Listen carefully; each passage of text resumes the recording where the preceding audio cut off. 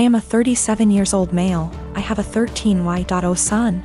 I was a widower when I met my now wife. She has a 16Y.0 daughter from another relationship. The family is often on pretty good terms. My son is the quiet one in the house. He keeps to himself a lot, but not to the point of being concerning. My wife and stepdaughter are the complete opposite. They both encourage him to be outgoing and share activities and join gatherings with extended family. My son complained about having to be forced out of his comfort zone and having his need for space invalidated. I spoke to both my wife and stepdaughter and asked them to give him space and freedom to spend his time however he wanted. They apologized and promised to let him be. As Mother's Day was approaching, I wanted to throw my wife a surprise Mother's Day celebration. It was no longer a surprise because my stepdaughter gave her the heads so she could prepare. Yesterday I got off work earlier than usual to get final arrangements done. We planned to celebrate at the restaurant and invited her family there. I had the key, and while I was entering the house through the front door, I overheard my wife and stepdaughter talking to my son. My wife was asking my son if he could convince me to let him stay home and not go with them to the restaurant to celebrate. I paused and decided to keep listening. My son said why, and she told him that his introverted and socially inept attitude will make her family uncomfortable and will ruin the mood. He promised her that he'd be well behaved and would try to interact and socialize with everyone, but she said that she wasn't buying it. He kept reassuring her, but she snapped and told him that technically she's not his mom, so she didn't get why he wanted to celebrate Mother's Day with her so badly. My stepdaughter threw some, I don't remember, backhanded comment, and then both of them were shocked to see me standing there. Both were staring without saying anything. I told my son and his stepsister to go to their rooms, then told my wife that the celebration was off, cancelled. She tried to argue, asking why repeatedly, and I told her why. She tried to explain that she didn't mean it like that and that I only heard part of the conversation but not all of it. I told her I was done arguing and the decision was already made. She yelled, asking what she was going to tell her family, and said that I was making tremendous mistake towards her. I ignored her while she kept throwing tantrum after a tantrum. Early this morning she took my stepdaughter and went to stay with her folks. Not a single call or text from her so far. Situation is full of tension. I'm upset still, but more hurt, to be honest. I mean, yes, I did say I was going to have this celebration, but I thought that what she said to my son was too harsh to ignore. Let me start off by saying my son, Adam, is 22 years old. Back when my ex-wife, Tori, and I were trying for kids, we found out that I was infertile. We decided we'd adopt, then about 4 months later my ex-wife is pregnant. I was thrilled because I thought maybe the doctor made a mistake. No, I was wrong. My ex-wife cheated on me and I didn't find out until 20 years later. Tori told me 2 years ago that she cheated on me. And we did a paternity test to make sure, and well, he's not my biological son. My ex and I divorced a few weeks later. Ever since my son found out the truth, he wanted to meet his biological father. He did, and they started to become really close. It hurt me much more than I thought it would. He's an adult, he can make his own decisions, but it hurt really bad. They started to bond really well, and all of a sudden Adam became really distant from me. It's been like this for almost a year and a half. I tried to text him to make plans for dinner and he said he's busy with Chris, biological father. I tried numerous times to connect with him by calling and texting, but he never made plans aside from like a meal every other month. We used to do stuff every other week, but it's been completely different since he found out about Chris. I couldn't stand it. My son, who I raised since he was a baby, treated me like I didn't matter. Anytime we'd actually have plans, he would still be cold and distant. What I mean by that is became much more defensive of his personal life. I'd ask him how classes or friends were and he'd just say they were fine but never go deeper than that. He also changed his major from econ to computer science and didn't even mention it to me until a year later. I told him how much he was hurting me because of how distant he was, and he apologized and said he'd do better. He never did. I told him numerous times and he never changed. He was still distant. What was the final straw for me was the phone conversation I had with him last week. He said he was going to change his last name to Chris because he liked it so much and because they were close. I couldn't believe what I was hearing. I told him this. I can't believe you are going to do this. That's really disappointing to me. If you decide to change your last name, go ahead, but if you do that, then I'm no longer your father and I don't want to be involved in your life." He hung up on me. I didn't even bother reaching out because I know he wouldn't respond. I stand by what I said. I meant every word and still do. The last name change to me means he no longer views me as a father and views Chris as his, despite the fact he's 22. My family told me I'm being unreasonable, meanwhile my best friends think it's reasonable. After I found out about Chris, I took a couple of days and didn't speak to my ex-wife or Adam. They didn't contact me. I didn't contact them. I needed a break. A lot of you are asking for a deeper meaning behind this, and I think I finally figured out why he's been so cold. A few months before my wife told us the truth, we were in a very long argument. His grandma, my mother, left a big inheritance for him that I am fully in charge of. Enough to pay for college and have enough wiggle room to not stress all the time about it. After a semester of university, he started dating this girl. He was head over heels in love with her. I never met the girl, so I have zero clue how she felt about the relationship. Suddenly, after a few months of dating, Adam asked me for about $3,000 to be deposited into his account from the inheritance. I already paid for the semester, so this was odd to me. I asked Adam why he needed the money. He said his girlfriend was having trouble paying for her tuition and asked my son to help. I told him no because it seemed to me that she was treating him like a piggy bank. He spent over $1,000 on her in just under a few months. He would constantly talk about how he loved going shopping with her so he could buy her things. To me, she was just after my son's inheritance, and I was right. What I said to him was basically this: Adam, you haven't been dating this girl for very long at all, and for me to give you that much money just to spend on her after a few months doesn't sit well with me. That's the money your grandmother left you for your college career, not hers. If you two were more serious, then I would think about it, but I'm not giving you that much money to just give your girlfriend. Turns out my guess was right, and she was after his money.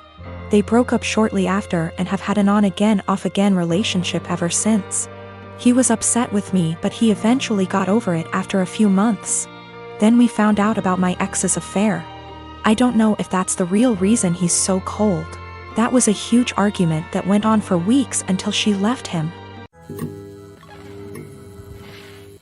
My apartment complex didn't do traditional trick or treating on Halloween. Residents were advised to set out pre-packaged individual candy bags on their patios / front door areas if they wanted to participate, but the traditional knock on door, physically hand strangers candy was not permitted. So, Halloween comes and the kids are all dressed up, and each building has a scheduled time where the kids go door to door. I ended up having to work late, so my neighbor offered to walk my kids around with hers at our building's scheduled time. About 45 minutes later, my kids came home with a small bucket of candy. 6 little goodie bags each from individual apartments that participated. Everything was fine. And my kids didn't say anything weird had happened. They were just excited to eat candy once they got home. The next day I took my kids to the park directly across from our apartment complex. My neighbor was there with her kids as well. The kids were playing, and she took out one of those individual goodie bags with candy in it from her purse and started to loudly rummage in it. She ate several pieces of candy, and my daughter eventually noticed. Ran up and asked if she could have a piece, and my neighbor responded, "Nope, this is my tax candy. Remember that this was my reward for taking you trick or treating last night." I was a little weirded out by that statement and asked what she meant. She said that since she is the one who had to take the kids out, she took 5 bags from each of my kids as a tax. Her son then chimes in and said, "You only took 2 bags from us." She responded with, "But I'm your mom. I was doing OP a favor so they get a higher candy tax." I was thinking about how to respond when I noticed that she was holding a Starburst candy and decided to just smile and nod and go back to watching my kids.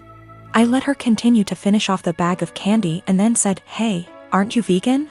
You know a lot of those candies are made with animal products, right?"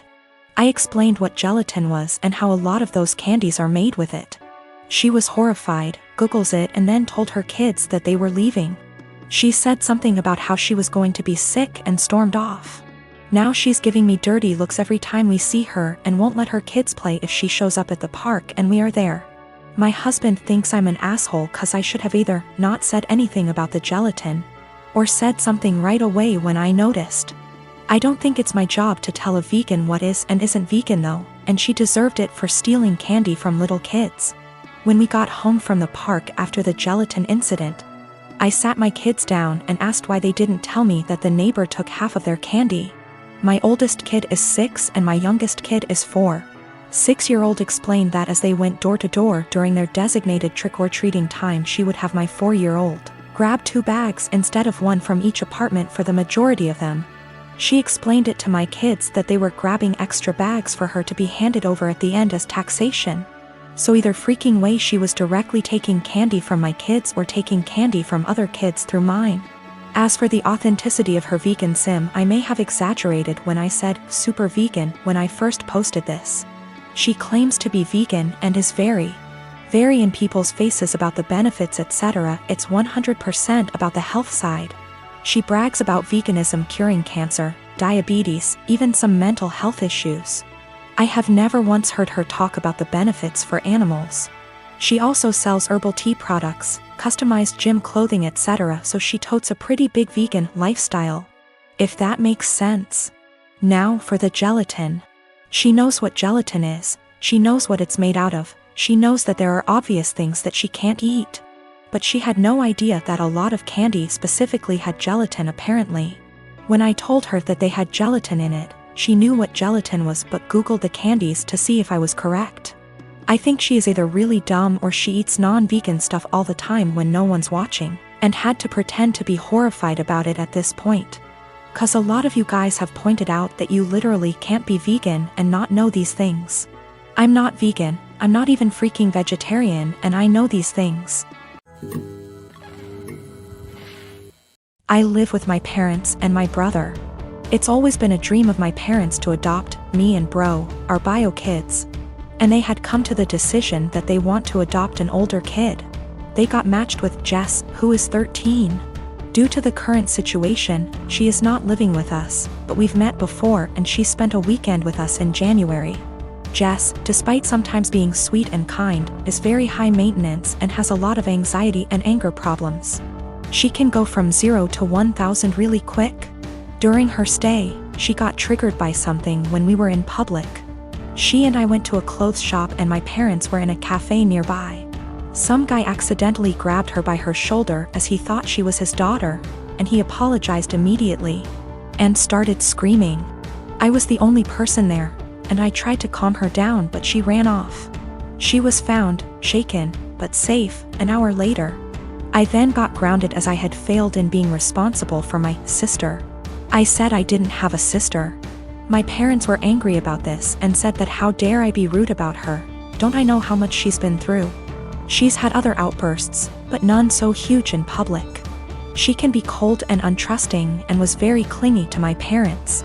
I do admire her, and think she's very brave, but I don't want to live with her. My parents call Jess often. I often say hi, and try to be civil and supportive.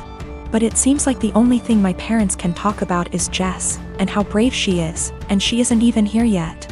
We live in a 3-bedroom house, and my parents promised to move to a bigger one later this year. Recently, my parents broke the news to me that Jess will move into my room, and I can pick whether I want to share a room with bro or Jess. I don't want to share with either. My brother is messy, loud, and is your average 9-year-old boy, and Jess has night terrors and screams the house down. And it's enough having to open my house to her, but I value my privacy a lot and don't want her in my room, which is like my special place. I was crushed. I asked if we were still moving, and my parents were like, we like this place and have no solid plan. I freaked out and was like, you guys are forgetting you have another daughter and are too excited about the shiny new one to remember that the one you have has feelings and boundaries, and if you're changing everything I've ever known, at least I deserve to be listened to. If this is how life's going to be, I don't want to have a sister. Good to note, my room is big enough to have a wall put in, and my parents considered it a few years back. I would be happy with that. They refuse, even though we can easily afford it, because it is too much effort. My parents are offended that I'm not being welcoming towards my sister. And I'm offended that the life I knew is going to be turned upside down, and I'm not going to have the thing I value most, my privacy.